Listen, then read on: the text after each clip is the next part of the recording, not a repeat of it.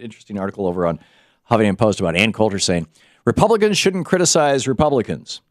And over on Democratic Underground, there's, Democrats shouldn't be criticizing Democrats. And I'm wondering if we don't talk to ourselves, whether it's the Republican Party or the Democratic Party, or for that matter, the Green Party or the... Oh, this is interesting. The person who posted this is online, is on the phone. Is it Kaylee? Callie. Okay, Callie, yeah. in East Hardwick, Vermont. You wrote this Democrats should be united under our leadership on everything post. I wrote it, and it was broad satire. Really? I completely missed that. I thought that the line is, and what for the love of all that's sacred is all this fuss about the NSA. Yeah, it's capably led by Starship Commander Keith Alexander. I thought that might give it away. I read that and I thought that's over the top.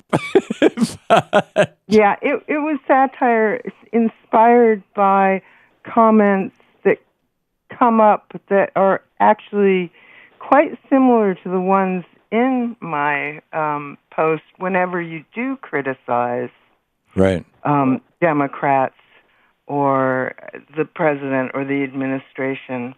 And I've had that directed at me. And so I was just being a bit playful about it. Well, good on you. A tip of the hat to you, Callie. And your post over at Democratic Underground provoked a lot of conversation.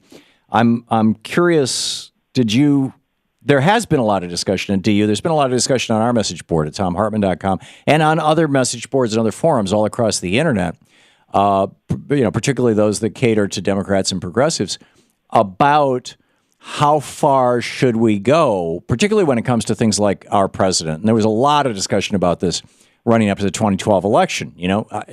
Do we push back on Obama continuing and even cheerleading for the war in Afghanistan, for example, or does that risk his being reelected? And if we get Romney as president, then the Supreme Court, which is the real royal power in America, flips, and then we've got, or it gets even worse, actually, and then we've got a really serious multi-generational problem.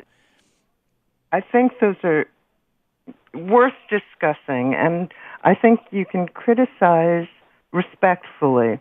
Yes. And that includes the president and the administration. And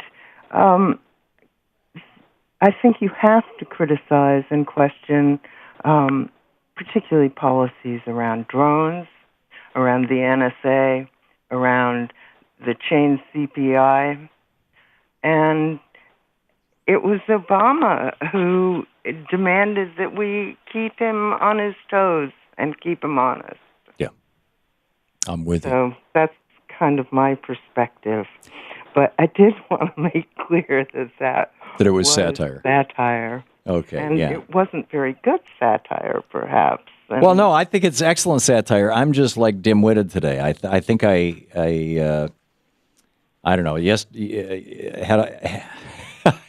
maybe I didn't get enough sleep or something. I had fun writing it, and it dissipated a lot of my frustration with the you just hate Obama, or you hate the country, or right. What kind of response have you gotten to it? I have not recently. It's been a few hours now, and I'm sure that there's been a lot of activity on this thread in the last few hours. What sort of response are you getting from the progressives who read democraticunderground.com? Well, first of all, there are a lot of centrists who post at DU, and that's fine. My problem isn't with centrists, it's with people who are so blinded by their partisanship or their loyalty to this president that they just will not brook any criticism. Mm-hmm. And those people predictably are not really happy with my post, and they're with your satirical telling me post. what a terrible satirist I am. Did anybody else make the same mistake I did and think that it wasn't satire? No. So I'm the only stupid one on the entire forum. A lot of the whole thing about it doesn't satire doesn't translate well online. Yeah, which I've heard before. because you don't get tonal inflection.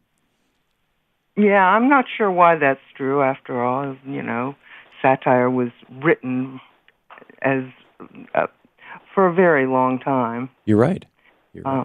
But it does seem to be true. But people on I'm a frequent poster there. I've posted there for over a decade, and people know where I stand. Yeah. So there was a mixed reaction of people lauding me for it and people being... But there are people there who are saying, don't criticize the president. Oh, all the time, every day. Yeah. Yes. And again, I think it's partisanship that just blinds people to things they'd criticize if Bush were still president or if Romney were president. Right. Yeah, I was going to say occasionally, but it's actually quite frequently I get criticism for, how I do my show or a position that I take on my show. But when it's criticism from people who are on my side, I pay attention to it. I think about it. I listen to it.